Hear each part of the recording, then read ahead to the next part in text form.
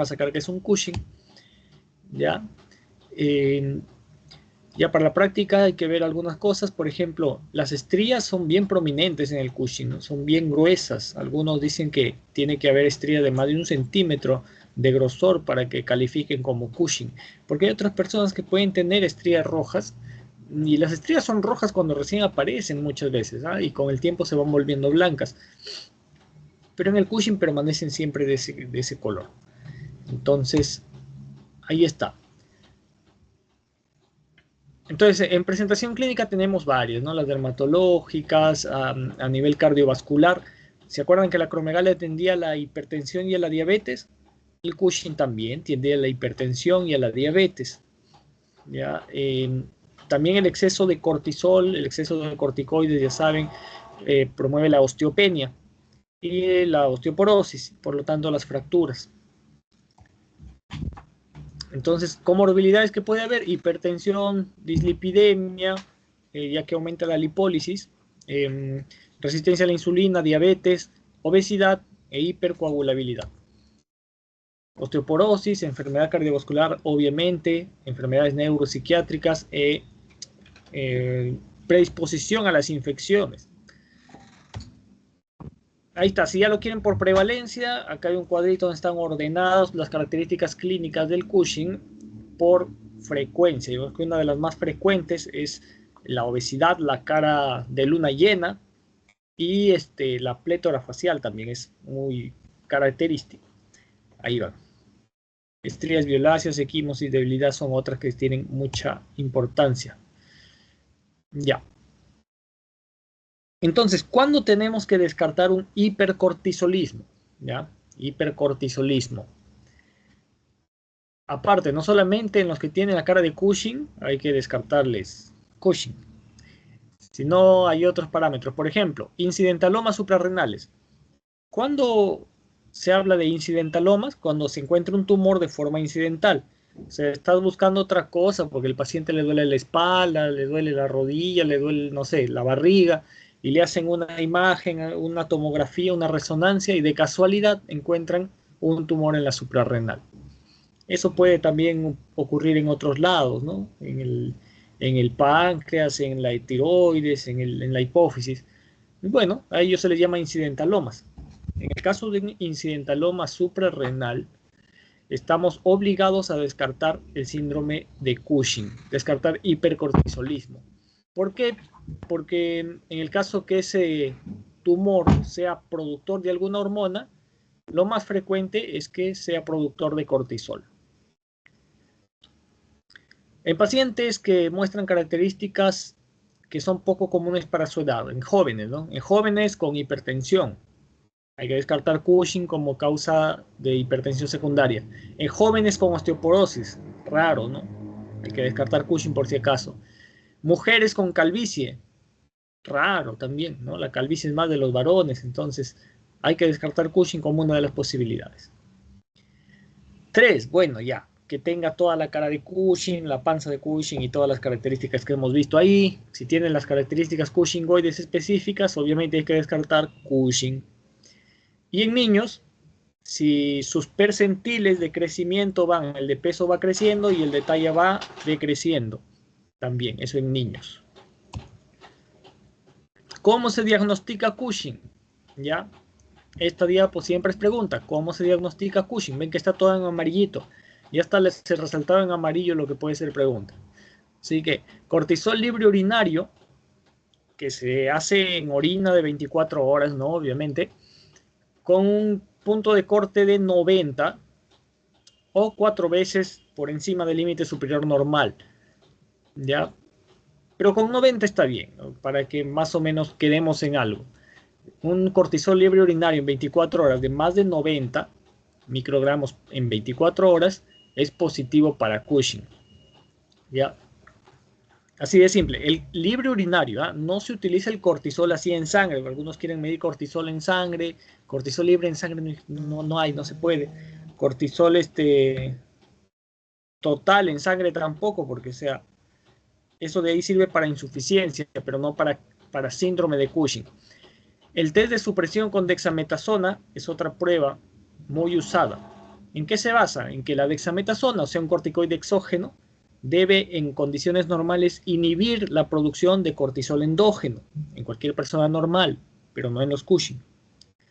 En los Cushing, si tú le das cortisol, el tumor va a seguir produciendo.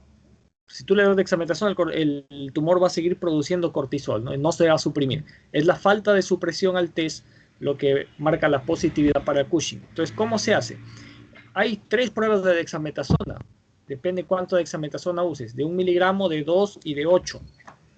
Pero la que se suele indicar, pues al inicio, sobre todo es la de 1 miligramo, ¿no? La de 1 miligramo. Le das 1 miligramo de dexametasona, que usualmente son 2 pastillitas porque viene dexametasona de 0.5 a las 11 de la noche. Y se espera que en cualquier persona normal el cortisol a las 8 de la mañana esté suprimido en menos de 1.8, a menos de 1.8.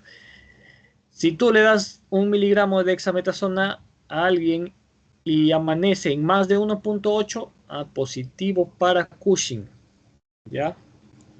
Eso de ahí.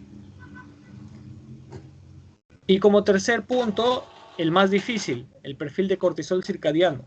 Se ha hablado mucho, antes decían que era la prueba, el gol estándar y tal, pero es que es difícil medir cortisol en saliva o cortisol a la medianoche todavía, ¿no? O sea, ¿dónde vas a sacar un laboratorio que se digne a ir a sacar las muestras a medianoche?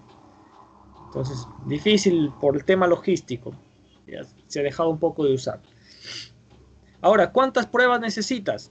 Ahí sí no hay un estándar, pero no basta con una, eso sí sabemos, no basta con una, necesitamos varias, porque hay mucho falso positivo, hay mucho falso positivo. Así que si te salió un cortisol urinario positivo, continúa y continúa midiéndole por lo menos unas 3 veces, ¿ah? O puedes combinar, haces 2 libres urinarios y una prueba de dexametasona, o 1 y 1, depende también qué tanta clínica tenga el paciente, ¿no? Si clínicamente es bastante claro que tiene Cushing, pues ya una prueba te puede servir, un test de supresión, por ejemplo. Vamos a ver. Ya, este de acá es lo más importante, porque obviamente ya si le sale positivo eso, tienen que referir a endocrino y de ahí nos encargamos. Pero podemos ir un poquito más allá todavía. Queremos ver si este síndrome de Cushing está producido en la hipófisis o en la suprarrenal. ¿De quién nos puede dar esa diferenciación? La ACTH.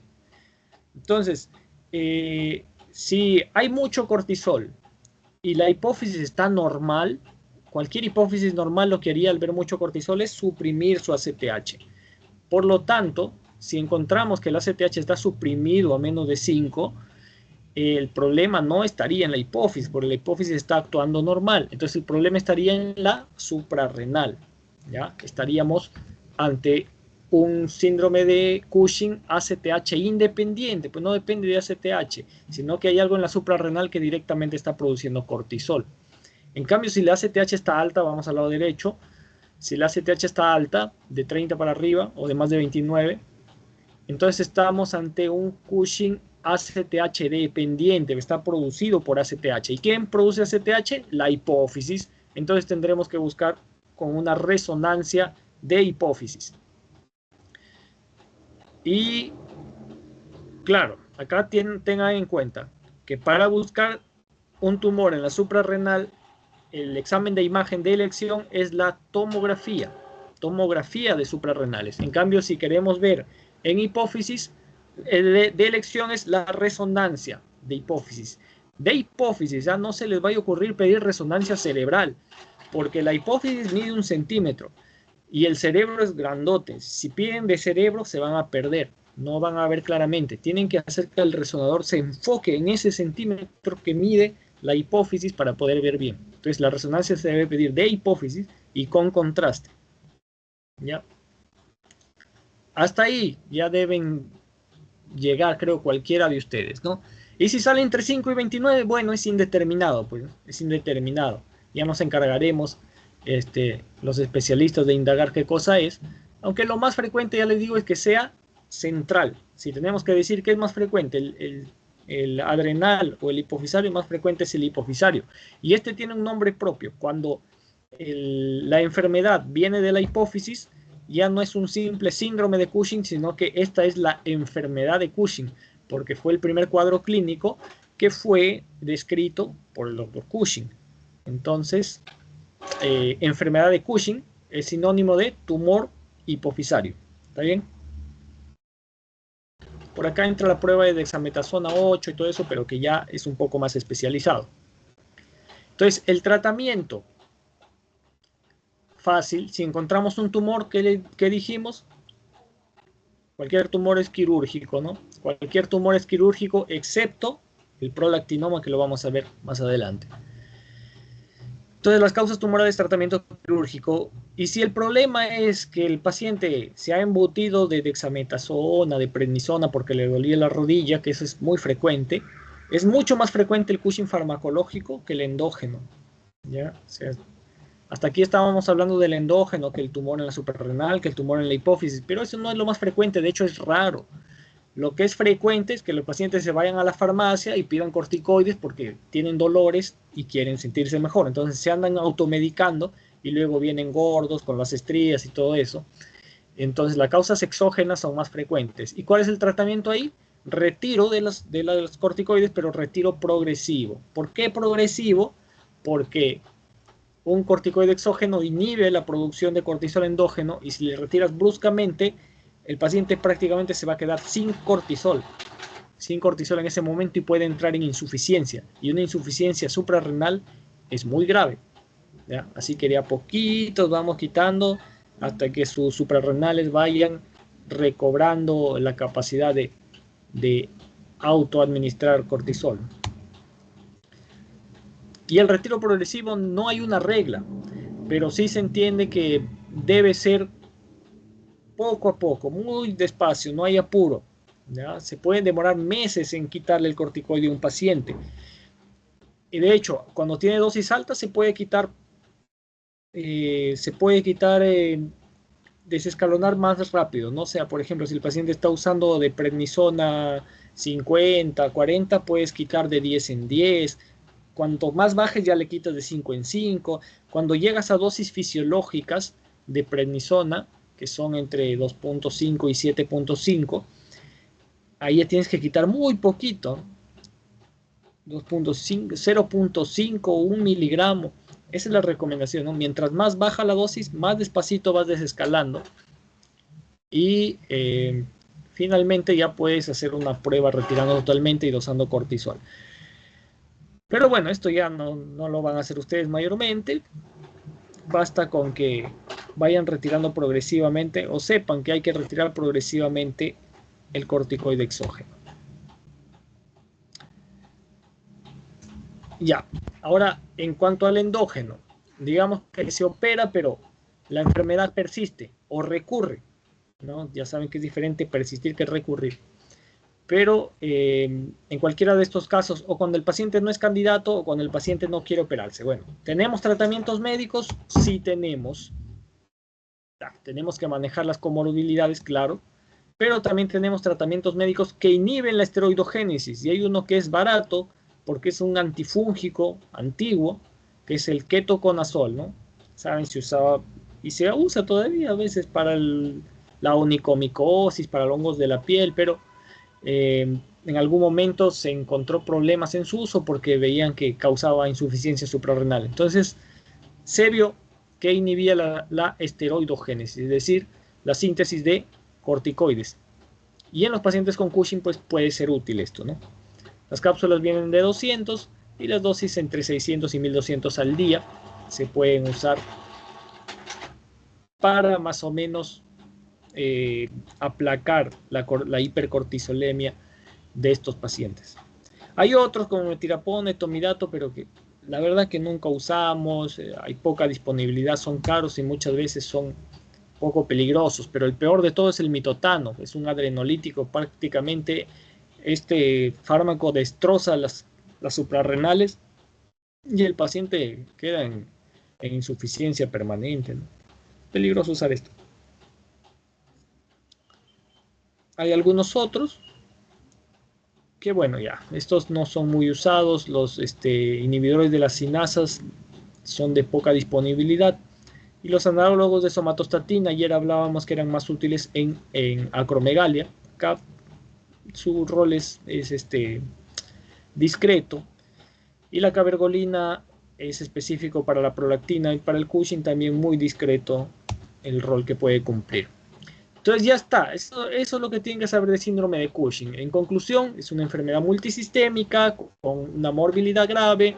El diagnóstico se realiza preferentemente precozmente y las pruebas son las 3 que hemos mostrado. ¿Ya? Siempre les voy a preguntar las 3 pruebas: el cortisol libre urinario, el test de dexametasona 1 y el cortisol nocturno a medianoche, que se llama el ritmo circadiano del cortisol, ¿no? Eso de ahí, es el 3. Después de la confirmación se debe determinar si la causa es central o periférica, si es hipófisis o es suprarrenal, y el tratamiento es quirúrgico si es tumor y retiro progresivo si es farmacológico. Ya está. Me parece que está fácil lo que tienen que saber de Cushing. ¿Alguna pregunta de Cushing? Todo claro, doctor. Ya, más vale. Ahora sí, vamos a... Bueno, ya no les voy a decir. Había antes un test de dexametasona de 2 miligramos, que lo usábamos mucho, pero las últimas guías han dicho que ya no se recomienda porque no tiene mayor sensibilidad ni especificidad que el de 1 miligramo y que por lo tanto usemos el de 1 nomás. No sé cómo. Espérenme un ratito, no sé por qué no puedo. Caray.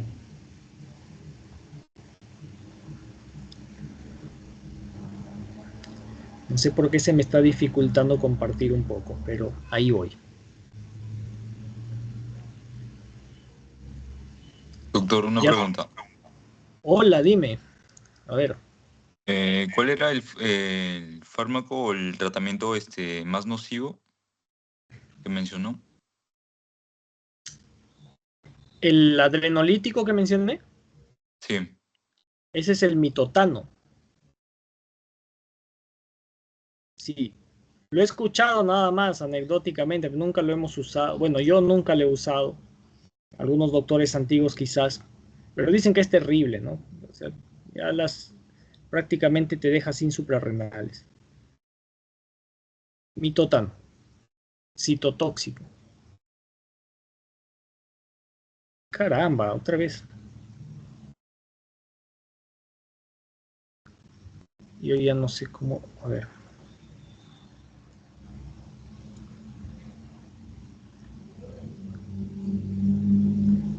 Hoy estoy de malas con el programa este. Ya, ahora sí. Díganme que ven las diapos de suprarrenal. Sí, doctor. Crisis No se, suprarrenal. no se presentan. Ahí está. Ahora sí. Ahora sí. Ya hablamos del exceso, ahora vamos al defecto. Insuficiencia suprarrenal. Yo voy de arranque, ¿no? Crisis suprarrenal, porque una vez preparé esta diapo, ¿no? Claro, no toda insuficiencia es una crisis, pero la crisis es la parte más aguda, más severa, la emergencia endocrinológica más severa que hay, eh, que es el extremo, pues, de las insuficiencias suprarrenales, tanto primarias como secundarias. ¿Por qué considero que es importante? Y lo que les dije al inicio, ¿no? Que el cortisol o el eje hipotálamo hipófisis adrenal es el más importante, es el más vital para nuestro cuerpo. Porque una persona, a ver, pongámonos a pensar en todas las hormonas que tenemos y cuánto podríamos vivir sin ellas, ¿no? Por ejemplo, sin hormonas sexuales podemos vivir todo el tiempo, ¿no? No te reproducirás, pero vives tranquilo. Sin hormona de crecimiento, no, te quedarás chato, pero bueno, si te da ya de adulto, ni siquiera te vas a dar cuenta. Eh, claro, si no tienes insulina, tienes diabetes y por ahí, ¿no? Pero te da la chance de cuidarte y tal. Si te falta hormona tiroidea, te puedes morir en algunas semanas o meses, si es que no repone, ¿no? Pero si te falta cortisol, estás frito, ¿no? Y no te reponen cortisol, te mueres en horas, te mueres en horas. En estudios en perros que le han quitado las suprarrenales, han visto eso, ¿no? Que duran horas, máximo 24 horas, y mueren por hipotensión severa, ¿no?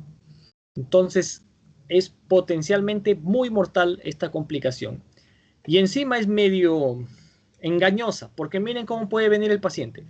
Fiebre, deshidratación, náuseas, vómitos, hipotensión.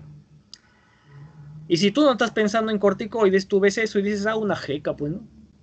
Le dio una jeca, una intoxicación alimentaria, se puso a vomitar como loco, se deshidrató y la presión al piso, bueno, obvio, ¿no? Le pongo agüita y ya está, y lo levanto. Le pones cloruro de sodio a chorro y esa presión no se levanta. Le pones más, doble vía, no levanta la presión. ¿Y ahora qué pasa? A veces le puedes poner adrenalina, noradrenalina, lo que quieras, y no sube la presión. Uy, caramba, ¿qué está pasando? El paciente se nos va. Pero ya los emergencistas sapos y los de UCI también, que ya han visto muchos casos, ya saben, ya cuando la presión no controla, de frente están metiendo corticoide. ¿Por qué? Porque el corticoide es muy importante para la función de las catecolaminas. Sin corticoide las catecolaminas no funcionan y la presión no sube. Pero si tú le echas un poco de corticoide al paciente, la presión va a reaccionar al toque. Entonces, si bien a menudo es difícil de reconocer, es importante, ¿no? Es importante que piensen siempre en esto.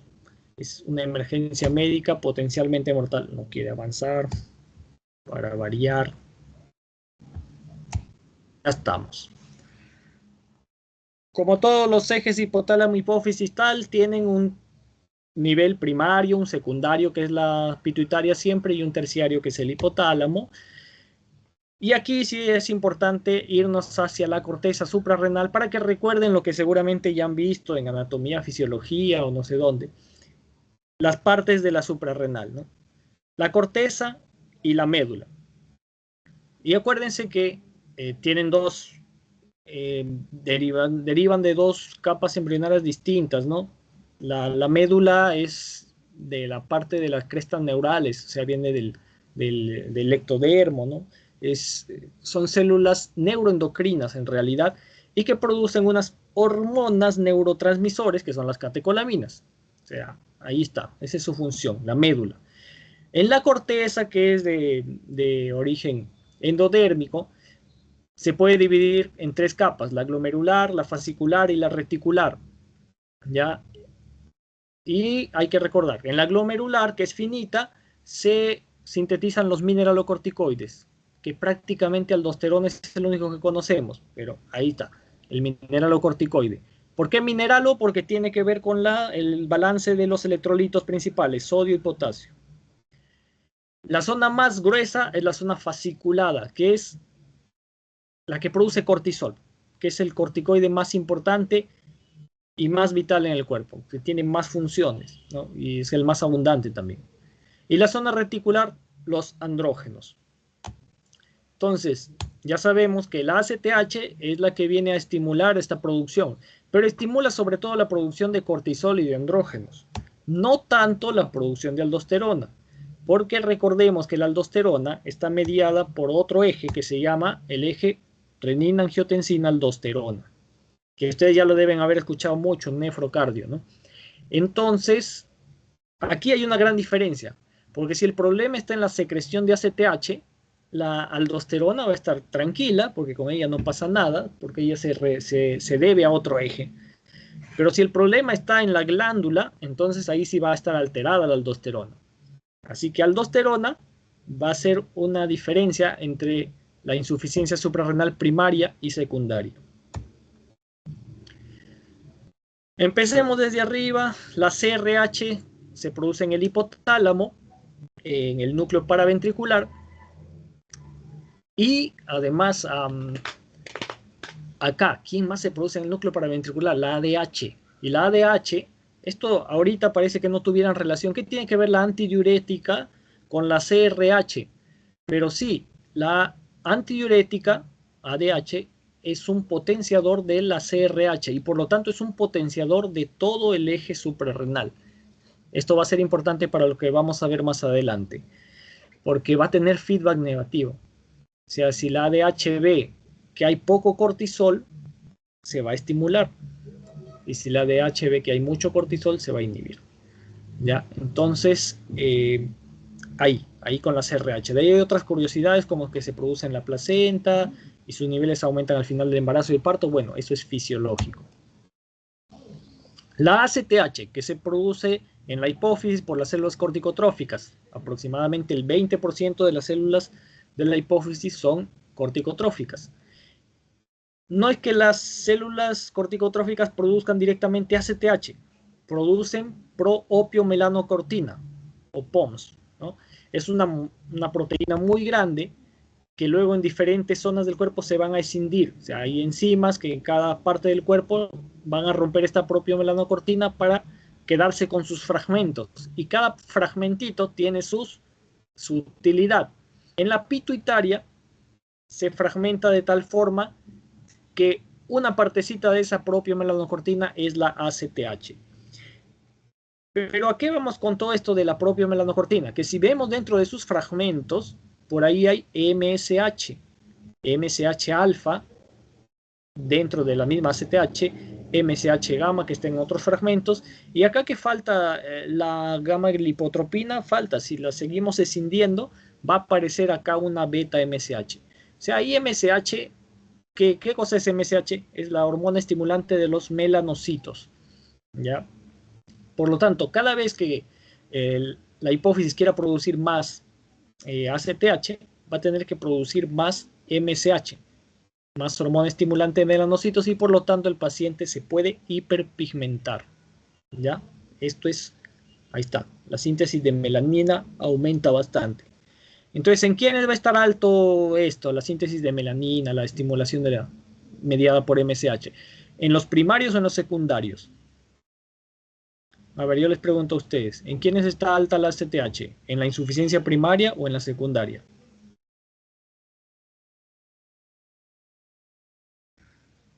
Gente, ¿están ahí o no están ahí?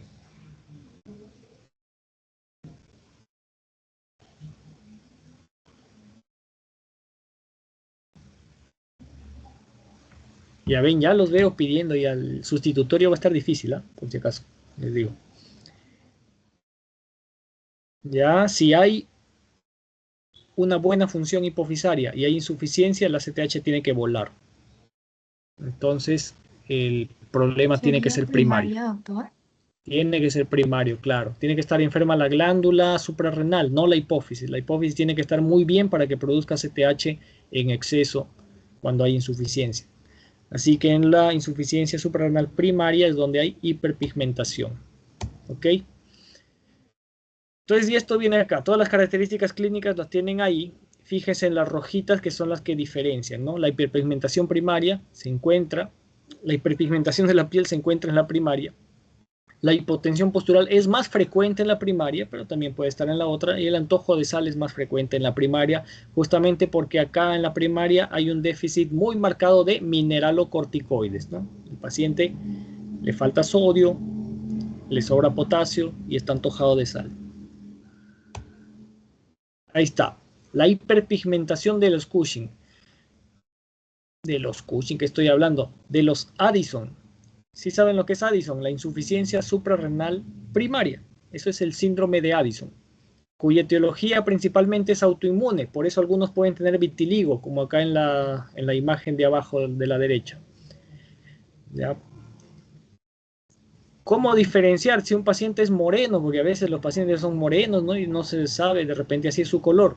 Porque también se hiperpigmenta los labios, las encías, la lengua, las mucosas, ¿no? Si hay hiperpigmentación de mucosas, no puede ser, ¿no? Que yo me expongo al sol, no puede ser, ¿no? Entonces, sobre todo es en pliegues y en zonas fotoexpuestas. También puedes verlo en cicatrices. Si el paciente tiene alguna cicatriz, ha sido operado del apéndice o algo, puedes revisarle la cicatriz y si de verdad es un Addison, debe estar marroncita. Y acá están todas las causas de la insuficiencia suprarrenal primaria. ¿Ya? De estas causas, siempre la primera es la más frecuente. En este caso, vean que es la adrenalitis autoinmune. ¿Ya? Antiguamente, cuando todavía éramos bueno, antes de los 90 y cuando éramos muy subdesarrollados, no es que seamos muy desarrollados ahorita, pero cuando éramos más subdesarrollados, la tuberculosis representaba la principal causa de Addison en el Perú. Y en el resto del mundo era la autoinmune. Ahora ya somos como el resto del mundo normal, que tiene como la etiología autoinmune como principal causa de Addison. Pero todavía hay zonas pobres como partes de la India o de Sudáfrica donde la tuberculosis sigue siendo el principal agente etiológico. En la insuficiencia secundaria, la hiperpigmentación entonces no está presente, la deshidratación no está presente, bueno, al menos no tan agresivamente, pero sí he visto casos en las emergencias. La hipercalemia no está presente, claro, porque hay aldosterona. Son menos comunes los gastrointestinales, las hipoglucemias son más comunes y puede haber manifestaciones de un tumor hipofisario porque, claro, esa es la causa, ¿no? Un tumor hipofisario. De todas las causas de una insuficiencia suprarrenal secundaria, los tumores son por lejos los más frecuentes. ¿Pueden haber otros? Sí, hay que mención especial al síndrome de Sheehan. Síndrome de Sheehan, que es una apoplejía hipofisaria, un infarto hipofisario en pacientes, mujeres que dan a luz y tienen hemorragia postparto, ¿no? Tienen tanta hemorragia que la presión se cae y se infarta la hipófisis. Y claro, después se recupera, pero ya la parte que se murió de la hipófisis no vuelve a recuperarse más y quedan con hipopituitarismo. ¿Cuál es el primer signo visible de Sheehan? Que la paciente no puede dar de lactar a su hijo, no puede dar porque la prolactina se fue a cero. Entonces de ahí empiezas a estudiarlo y ves que tiene todo el hipopituitarismo. Y no se olviden que cuando hay hipopituitarismo lo que es obligatorio reponer es corticoide, o sea, prednisona. Acá en el Perú es prednisona, ¿no? En países desarrollados será hidrocortisona.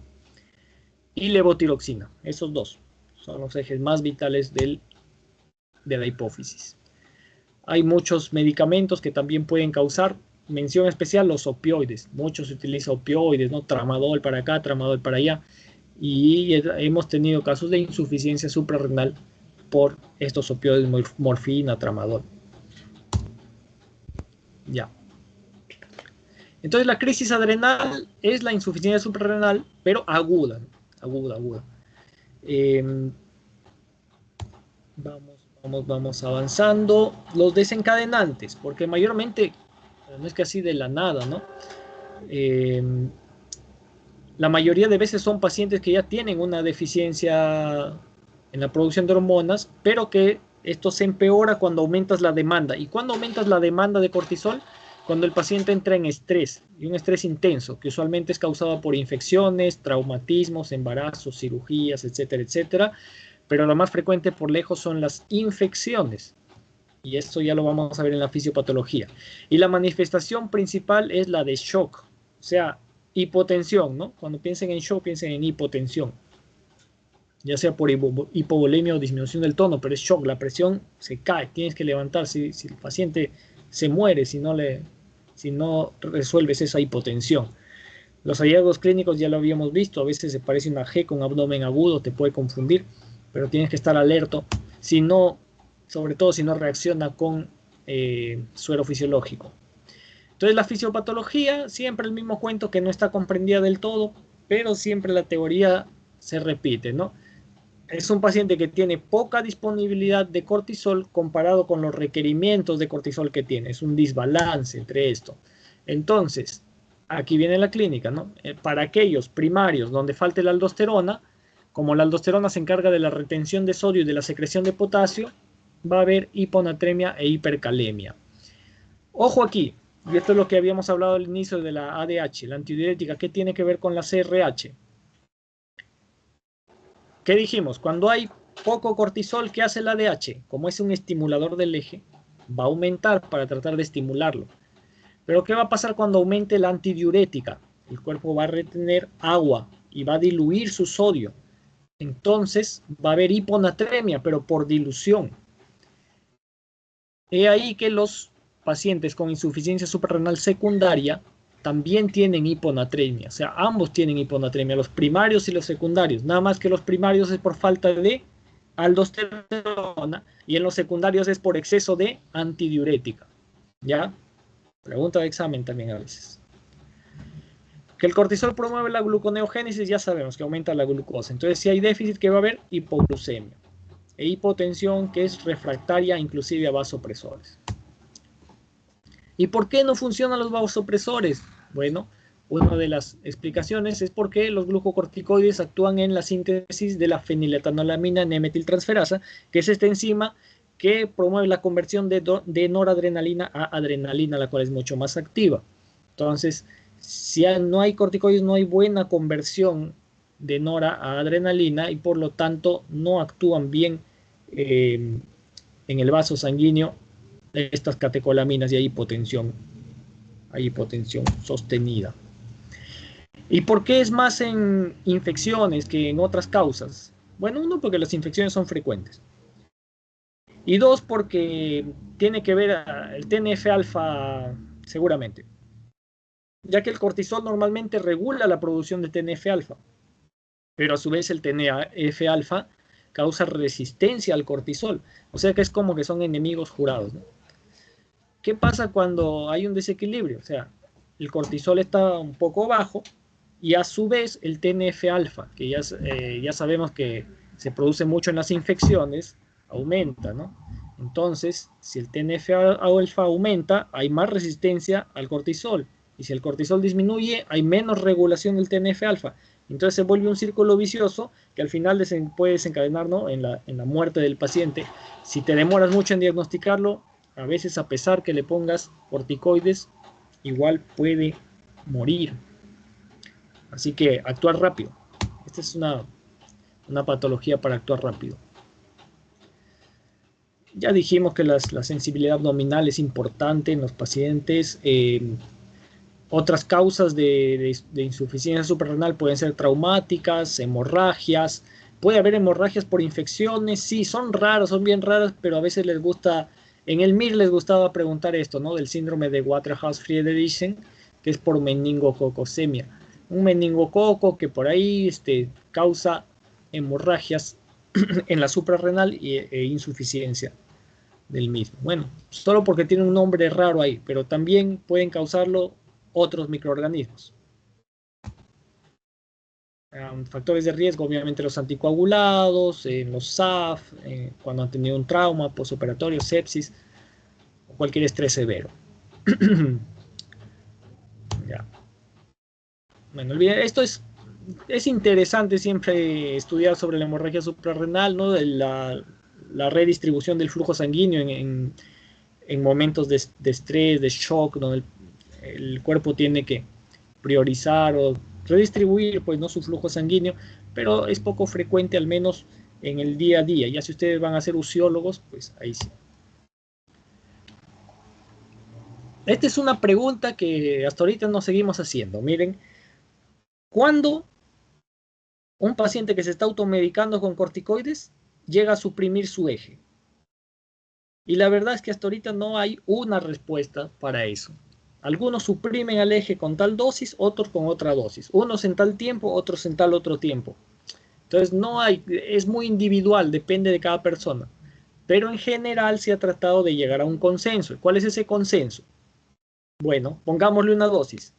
20 miligramos de prednisona o su equivalente durante al menos 3 semanas.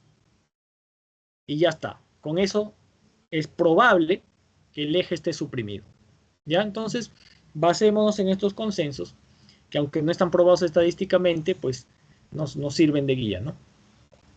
Entonces, 20 miligramos de prednisona durante 3 semanas suprimen al eje. Esto si las dosis son matutinas. Si las dosis son en la noche, suprimen con menos, ¿no? Con más de 5 de prednisona, o mayor o igual a 5 de prednisona ya puede estar suprimido. En la noche el eje se suprime más si tomas corticoide en la noche, porque el cuerpo no está preparado para tener picos de cortisol en la noche. Por eso el test de dexametasona se daba a las 11 de la noche, ¿se acuerdan? Para diagnosticar Cushing. Por eso.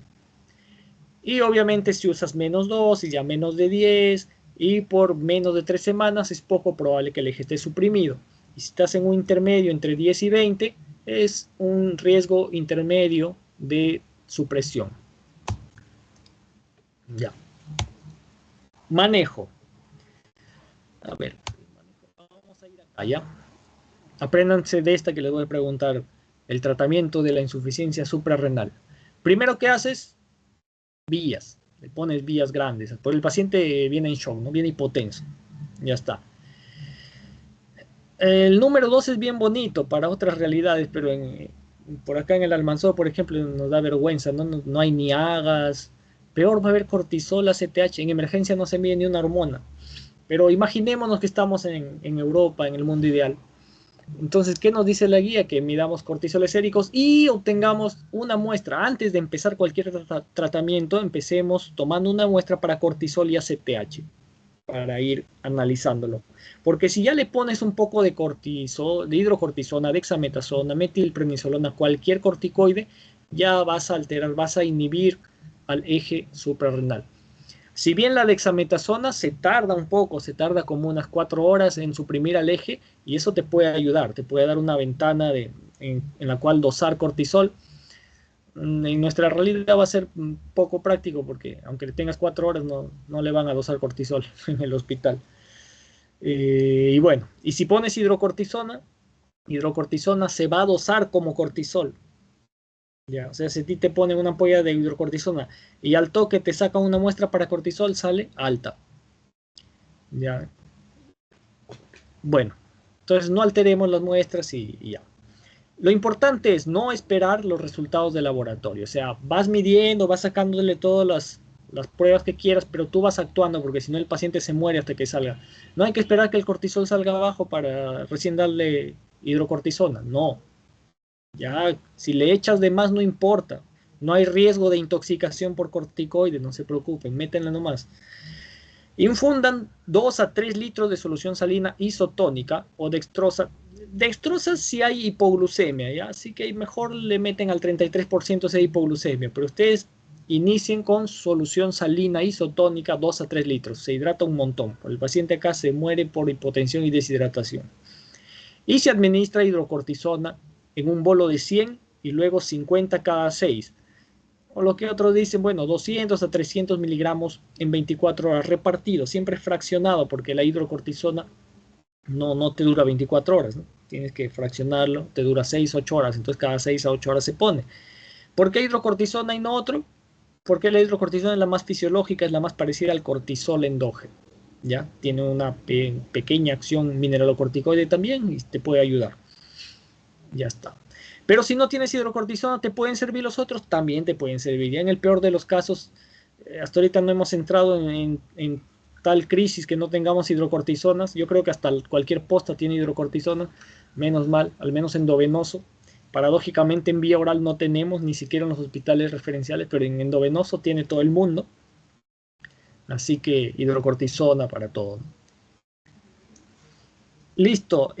Bueno, ya después que estabilizaste al paciente, recién te vas a ir a averiguar qué fue, si fue una infección, si se cayó del 5.º piso, que si lo atropellaron o tal, ¿no? Después que ya estable. Primero, vías, hidratación, corticoide, ¿ya?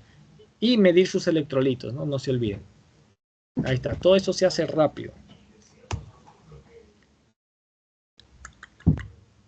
Ya. Esto en los casos secundarios que dijimos que es por aumento de la hiponatremia, se da por aumento de ADH o vasopresina. Cualquier corticoide puede inhibir esta producción de ADH o vasopresina, por lo tanto, cualquier corticoide va a provocar un aumento de la natremia. Ya, eso va a ser importante, aunque ya dijimos que siempre usamos hidrocortisona. Y que el suero fisiológico va a ser el que en primer lugar va a rescatar al paciente, tanto en su flujo sanguíneo como en la cantidad de sodio, porque los corticoides para que produzcan efecto mineralocorticoide tardan, pueden tardar hasta 48 horas inclusive. Entonces al inicio el sodio se va a reponer vía endovenosa, pues por el cloruro. Y acá, bueno, una comparación entre los diferentes corticoides que hay.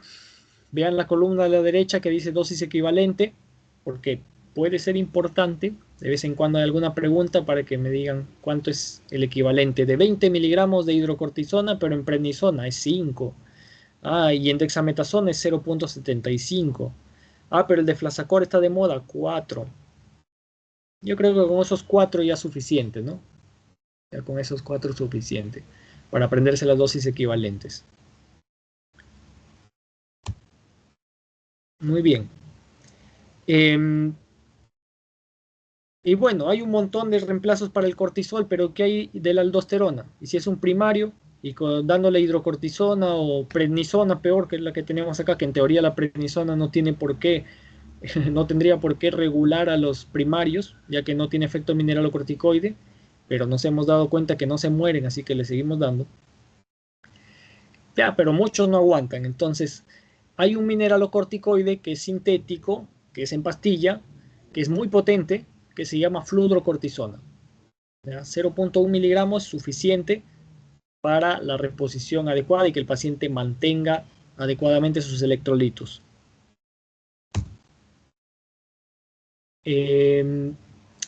Esto ya hemos hablado, ¿no?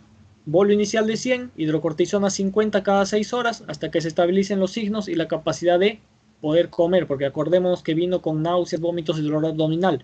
Hasta que se le pase todo eso, seguimos dando endovenoso. Una vez que ya recuperó la vía oral y está estable, le podemos ir bajando las dosis hasta llevarlo a vía oral. Aproximadamente esto demora unas 48 horas. 48 a 72 horas, sí. El pronóstico es difícil de estimar, pero es potencialmente mortal, así en resumen. Con el COVID, sí, hubo muchos reportes con el COVID. Ya saben que se hizo mucha investigación por el COVID en todo, pero no había nada especial al final. Con cualquier infección puede descompensarse una crisis. Bueno, el COVID hizo una infección, ya está. Ocasionó crisis suprarrenales y no hay nada más de especial, ¿no? Y esto ya como recomendación para sus pacientes, si tienen un paciente que ya tiene una insuficiencia suprarrenal primaria o secundaria, ¿cuál creen que es más frecuente, la primaria o la secundaria? De ahí me la responden. Pero bueno, si tienen insuficiencia suprarrenal sus pacientes, ya saben, tienen que advertirles que si se infectan de cualquier cosa, les puede venir una crisis. Y aquí esto es prevención, ¿no? Educar al paciente para que duplique o triplique su dosis habitual de prednisona, hidrocortisona, lo que tome cuando está infectado. Depende, si la infección es leve, lo puede duplicar. Y si la infección es severa, puede triplicar o cuadruplicar su dosis de prednisona. Por ejemplo, tomaba 5, bueno, le dio una gripe, bueno, ahora puede tomar 10, perfecto. Pero si le dio una neumonía, bueno, tendrá que tomar 20, pues por lo menos, ¿no? Si no lo hace, puede entrar en crisis suprarrenal. Así que advertidos están y que se hidrate bien. Listo. ¿Alguna pregunta de insuficiencia suprarrenal? ¿Cuál es más frecuente, la primaria o la secundaria?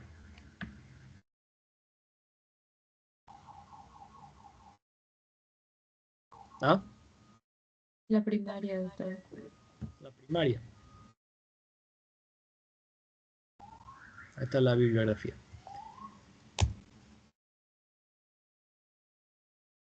¿Qué te voy a decir? No, la secundaria es más frecuente. La secundaria es más frecuente en los casos que vemos, casi todos son de hipopituitarismo. Obviamente que no viene aislado, ¿no? No es que haya la insuficiencia suprarrenal secundaria aislada. Sería una cosa súper rara, creo que no existe.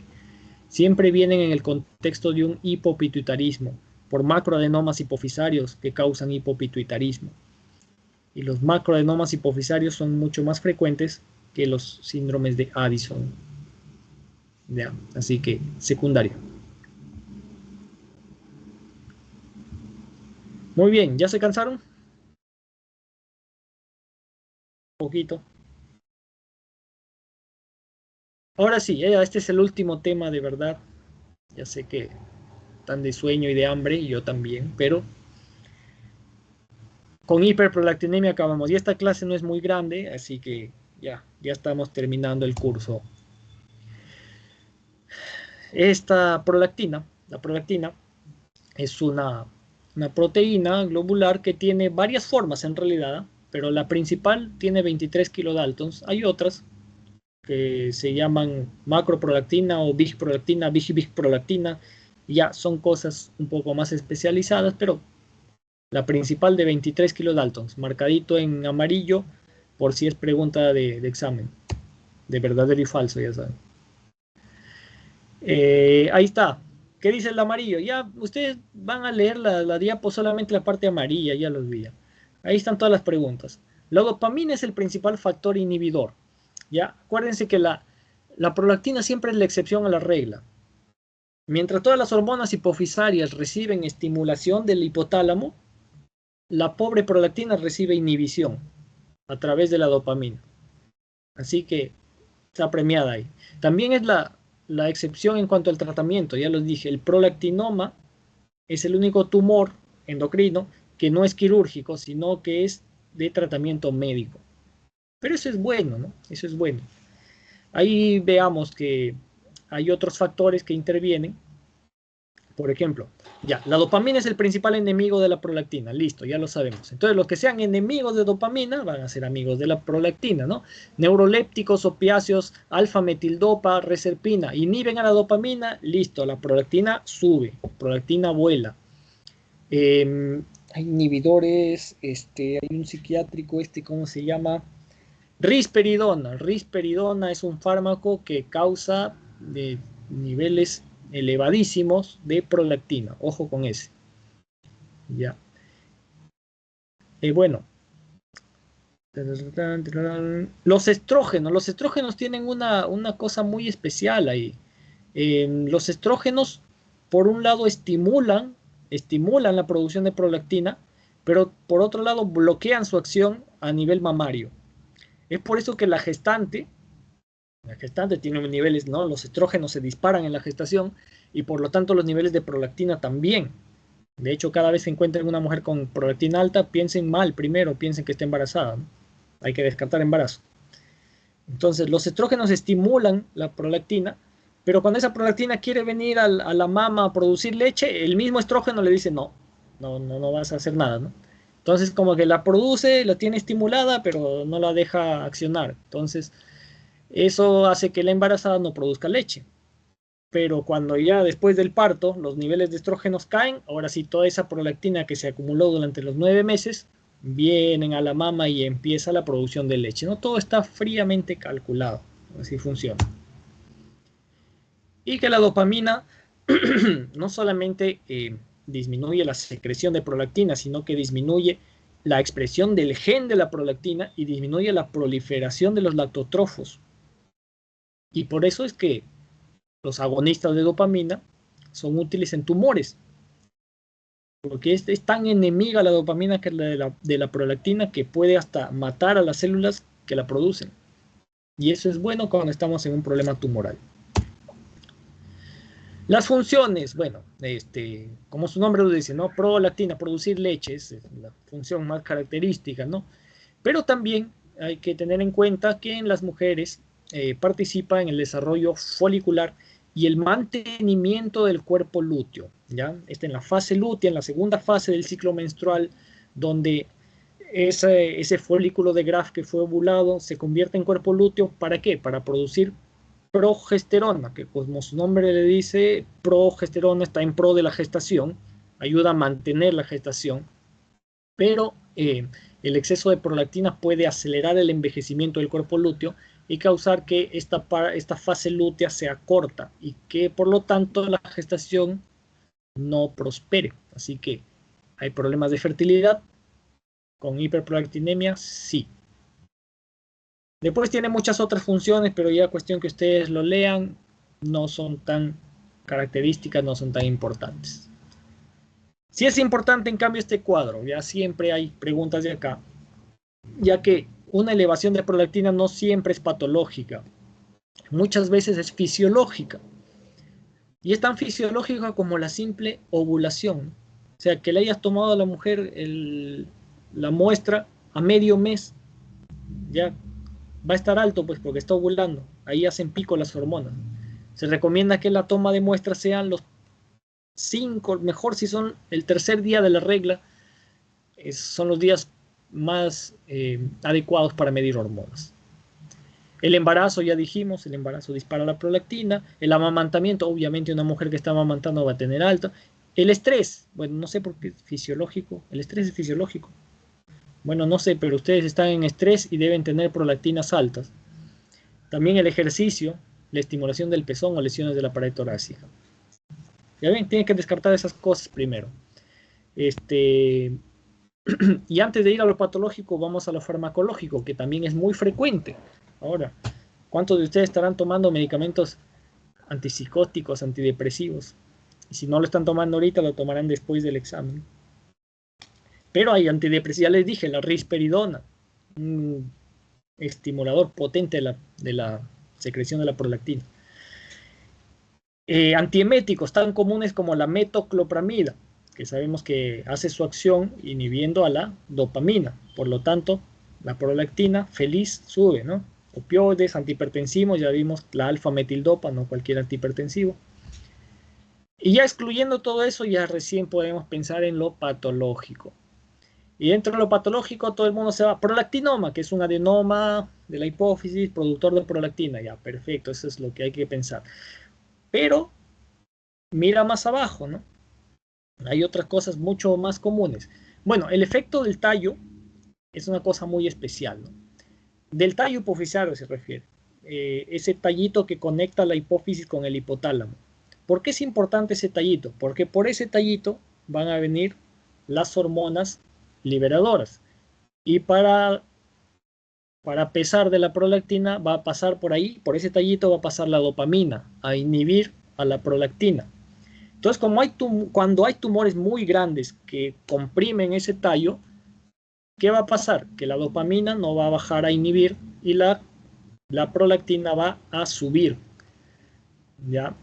Y pueden ser tumores que no produzcan hormona, tumores que no producen nada, simplemente ocupan espacio, pero comprimen al tallo hipofisario y todas las hormonas, ¿no? ACTH, TSH, FSH, LH, todos van a caer porque ya no tienen la comunicación con el hipotálamo, pero prolactina va a subir, se va a comportar al revés del resto, como siempre.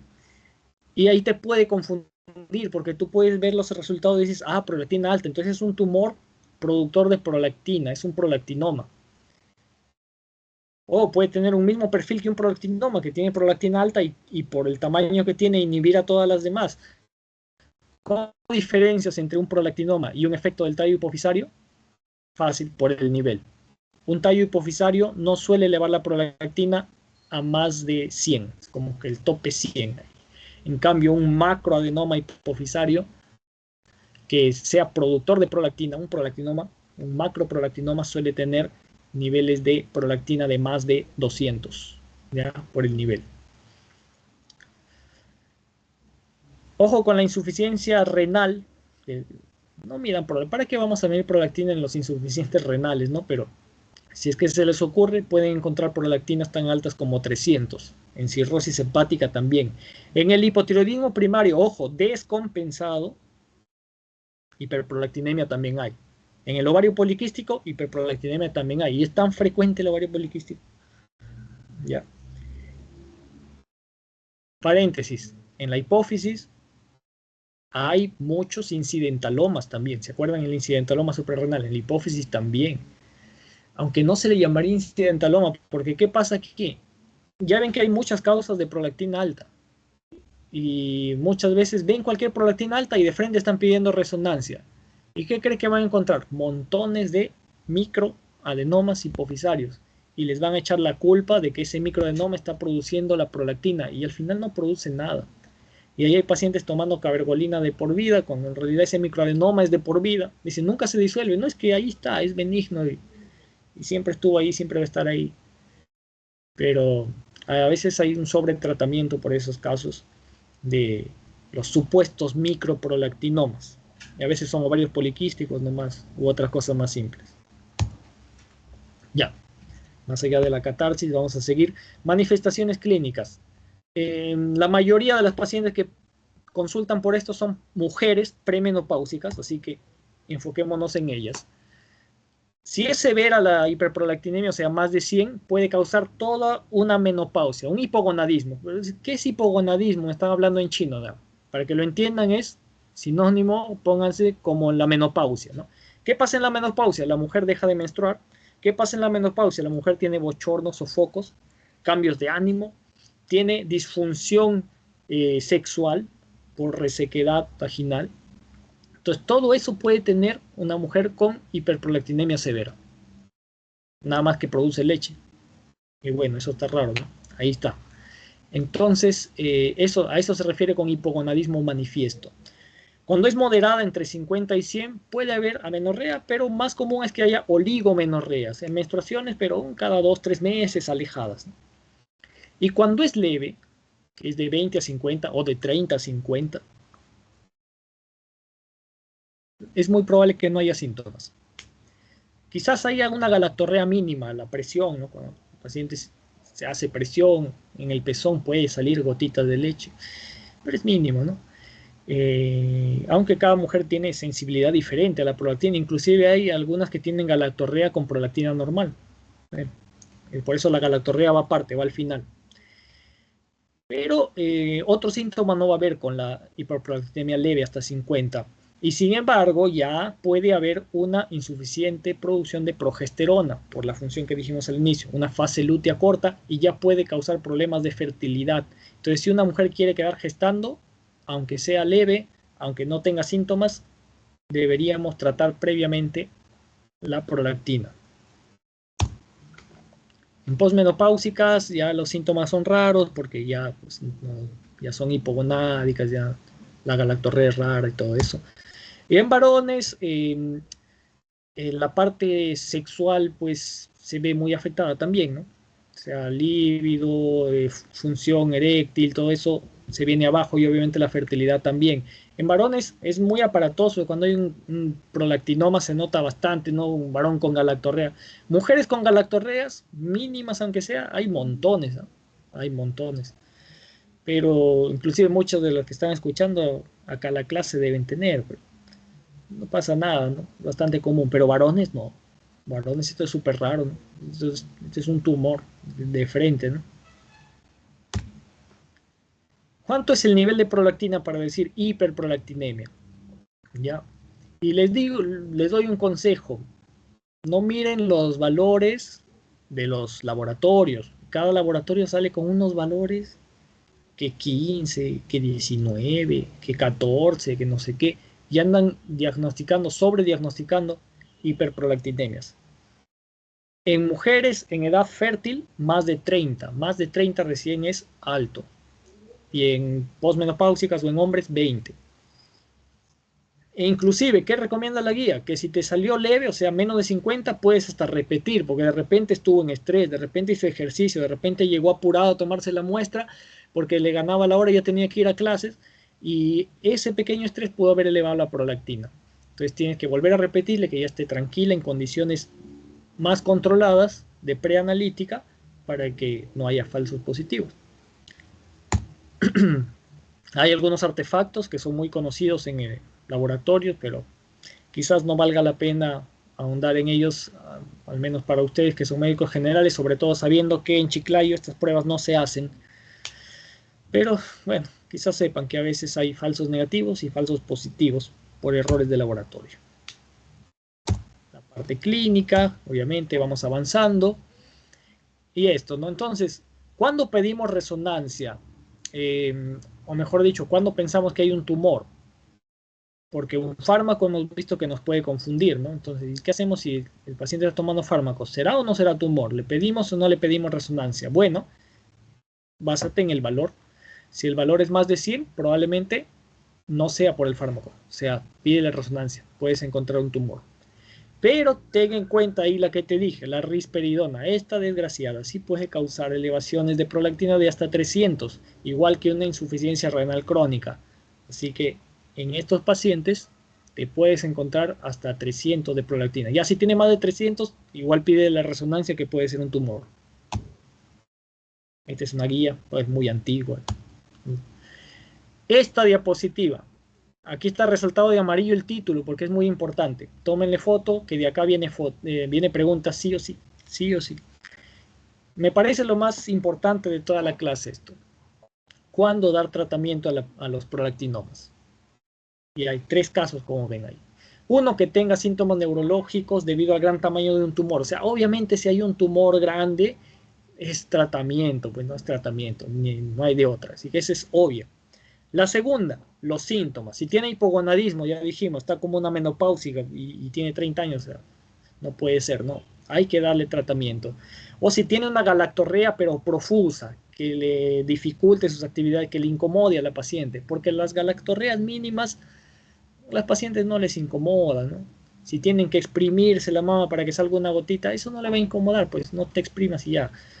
Pero si ya está mojando espontáneamente, eso quizás pues, se ve rochoso, ¿no? En su trabajo, en sus actividades diarias. Ahí sí. Entonces, los síntomas es otra cosa que indica tratamiento. Y la última es el deseo de quedar embarazada. Si la mujer, ya dijimos varias veces, está intentando concebir, aunque sea leve la prolactina, le va a estorbar, mejor le tratamos. ¿Ya? Y ahí está, así de fácil, esas son las indicaciones de tratamiento.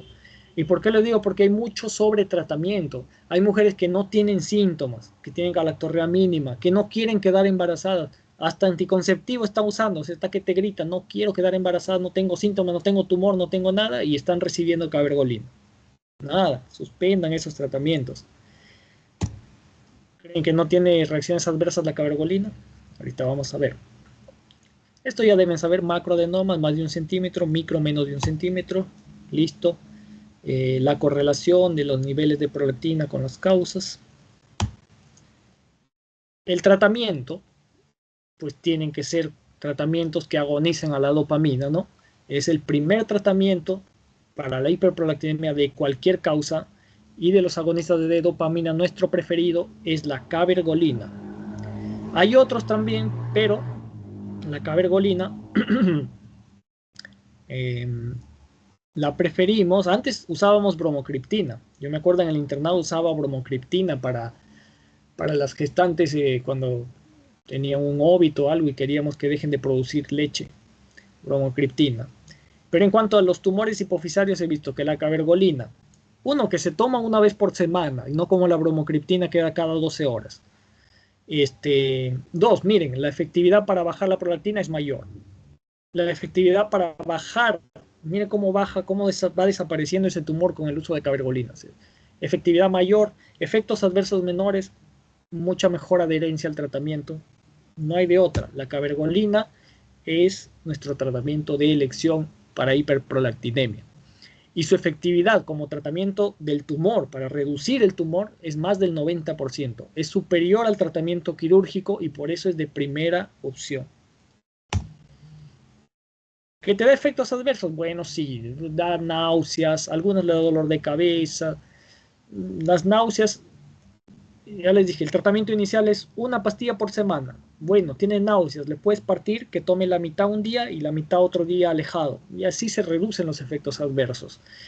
Pero si la paciente no controla su prolactina con eso, se le va aumentando las dosis. Si llegas a usar 2 miligramos por semana, que serían 4 pastillas por semana, ya, pues la pastilla viene de 0.5. Si llegas a usar 4 pastillas por semana, 2 miligramos, por al menos 2 años, ya puede aparecer esta reacción adversa que es muy importante, que es la insuficiencia valvular. Insuficiencia valvular cardíaca. Hay que hacer un ecocardio ahí cada 2 años en los pacientes que toman dosis altas de más de 2 miligramos por semana. Entonces no lo usen así nada más por usar. Bueno, en microadenomas se recomienda el tratamiento cuando la paciente tenga algún grado de hipogonadismo. Ya vemos en la práctica que a veces tratan sin ningún síntoma, no está bien. Y lo que les dije, ¿no? O bien le das una pastilla de 0.5 una vez a la semana, o bien la partes por la mitad, 0.25 2 veces por semana. Acá ya es cuestión un poco más de especialidad, de ir siguiendo la respuesta al tratamiento, el seguimiento a largo plazo. No se aloquen en eso. Tienen que tener cosas bien en claro, como por ejemplo esto, que no importa qué tan grande sea el tumor, no importa qué tantas secuelas neurológicas haya dejado, siempre, siempre, siempre la guía recomienda inicia con cabergolina. Porque a veces dicen, no, es que este tumor ya está bien grande, tiene que ir a cirugía. La guía te dice inicia con cabergolina. No, es que ya tiene afectación de los nervios oculomotores. La guía te dice inicia con cabergolina. ¿Ya? Eso bien, bien claro. Y si ya de plano, ya ves que el tratamiento le das, ¿no? Y no mejora, hay indicaciones de fallo de tratamiento que no las vamos a exigir que ustedes se las sepan. Pero si falla el tratamiento médico, recién se piensa en segunda opción, la cirugía transesfenoidal por la nariz, acuérdense, igual que los demás, igual que es la que se puede hacer para el Cushing central, para la enfermedad de Cushing o para las acromegalias. Cirugía transesfenoidal. Segunda opción. Radioterapia, ya les dije ayer, siempre es última opción en la hipófisis porque tiene muchas secuelas. En el embarazo va a ser especial porque la embarazada tiende a elevar la prolactina, entonces no vas a poder hacer el seguimiento con prolactina, vas a tener que, aquí no nos queda más, menos mal es poco frecuente, pero nos va a quedar hacerle pruebas de campo visual. Y si vemos que el campo visual se acorta, entonces pensamos, oh, el tumor seguramente que ha crecido y está contactando el quiasma, le pediremos una resonancia.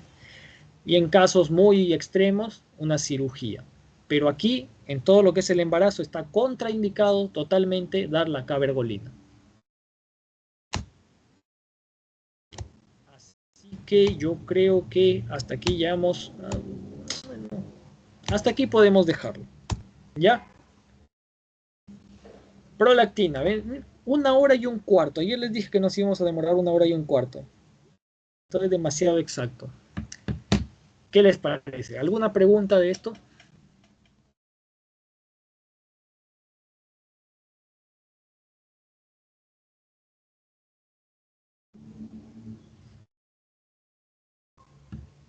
Hola, hola.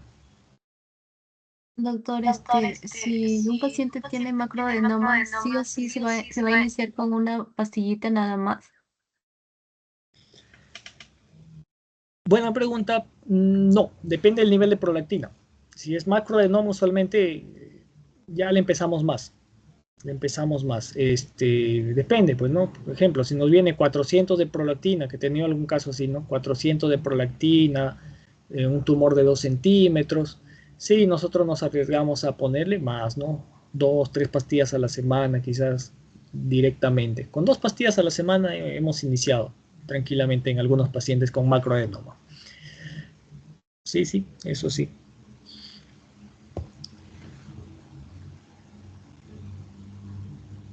¿Algo más? Bianca, ¿alguna pregunta? Doctor, Dime, Christopher. el hipotiroidismo es una causa también, ¿no? De Sí, cuando está hiperprolactinemia. descompensado, la TSH está alta, la prolactina también debe estar alta. Ah, está bien. Sí. Pero ahí el tratamiento es compensar el hipotiroidismo, pues. Y solito baja. Y a nivel renal es porque no se elimina Sí, por eh, déficit en la depuración. Sí, la prolactina, ¿no? sí.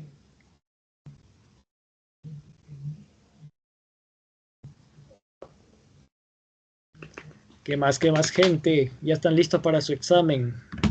¿Cuándo es? ¿El lunes? No, todavía, ¿no? El ¿Cuándo 3, es? doctor. ¿Y cuándo es 3? Perdido. Ah, todavía falta. Tiempo para que estudien un montón. Lo malo es que van a estar en otra rotación. Pero no se preocupen que el doctor López los va a ir a cuidar.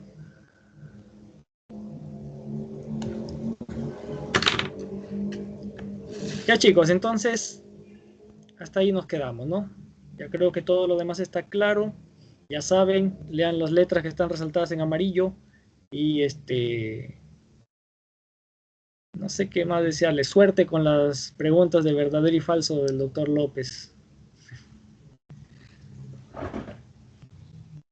Bueno, ya chicos, ha sido un gusto. Hasta la próxima. Hasta luego, doctor, gracias. Gracias, Chao, doctor. chao, Hasta chao. luego.